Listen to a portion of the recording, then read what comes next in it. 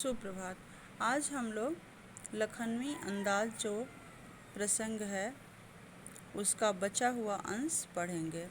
लेखक अपनी बात पैसेंजर ट्रेन की यात्रा से शुरू करता है। उसने आराम से चलने और साथ साथ कहानी पर सोचने के लिए सेकेंड क्लास का टिकट ले लिया। जब वे डिब्बे में चढ़े तो उनके अनुमान के उलट डिब्बे की शांति को भंग करते नवाबी हुलिया के एक सज्जन बैठे हुए थे। उनके सामने 2 खीरे तौलिए पर रखे हुए थे।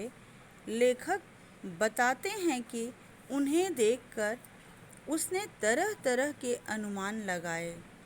बहरहाल नवाब साहब ने उनसे कोई मेल जोल नहीं दिखाया। लेखक को बड़ी झेप महसूस हुई। इसी प्रसंग में लेखक आगे बताते हैं कि उसे खाली बैठे कल्पनाएं करने की पुरानी आदत सी है। सो नवाब साहब के विषय में सोचने लगे।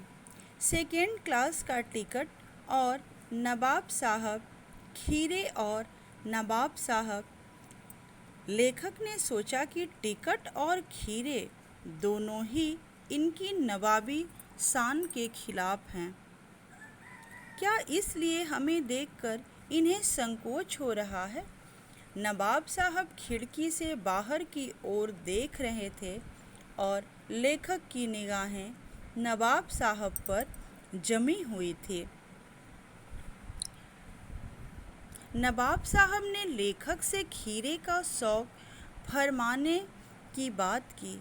लेखक का उत्तर ना सूचक था, यानी कि लेखक ने मना कर दिया। नवाब साहब ने अब अकेले खीरे खाने की प्रक्रिया शुरू कर दी।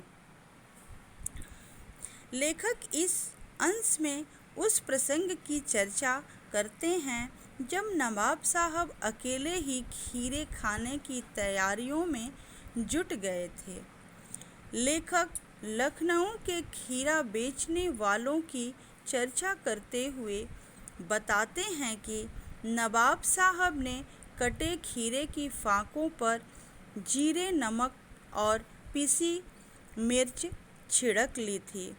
उनका मुंह देखकर ऐसा लगता था जैसे खीरे के स्वाद के विषय में सोचकर उसमें पानी भर आया हो। लेखक ने उन्हें देखकर सोचा, अब तक रईस बन रहे थे, अब असलियत पर आ गए हैं। तभी एक बार फिर नवाब साहब ने फिर उनसे खीरे खाने का आग्रह किया।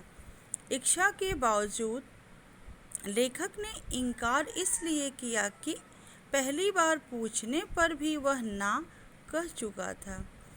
उसने पेट कमज़ोर होने का बहाना बना लिया। जैसे लोग कुछ नहीं खाने का मन रहता है या संकोच बस कोई बहाना ढूंढ लेते हैं, ऐसे ही लेखक ने भी बहाना बना लिया। अब नवाब साहब खीरे की फाकों को देखते गए, मुंह के पास ले जाकर नाक से सूंघकर खिड़की से बाहर फेंकते गए। लेखक इसे वासना से आस्वादन की संज्ञा देता है। नवाब साहब ने सभी फाके सूंघकर फेंक दी।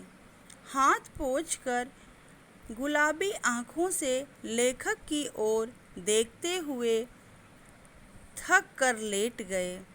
लेखक हैरानी से भरा सोचता रहा, शायद यह है खानदानी रईसों का तरीका, यानी कि बनावटीपन।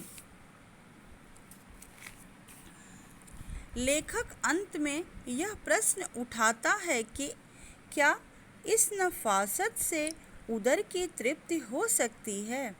वस्तुतः नई कहानी पर लिखे इस व्यंग में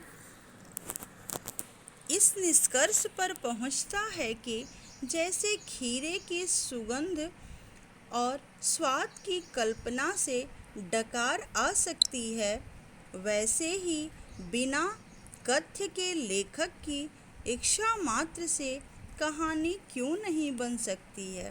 कहने का तात्पर्य यह है कि जब नवाब साहब का पूरा देख लेते हैं लेखक, तो सोचते हैं कि नवाब साहब इस तरह खीरे को सूंघ कर फेंक देते हैं और ऐसे लगता है कि जैसे खीरे को मात्र सूंघने से ही उनके उदर की तृप्ति हो जाती है।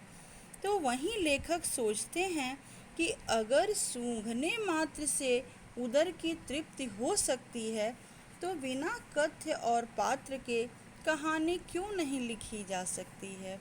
और लेखक पैसेंजर ट्रेन में बैठे बैठे नवाब साहब के ऊपर एक कहानी गढ़ लेते हैं, जिसका शीर्षक देते हैं लखनवी अंदाज। बस लखनवी अंदाज में नवाब साहब की नफासत और रईसी के बारे में लेखक बताते हैं। धन्यवाद।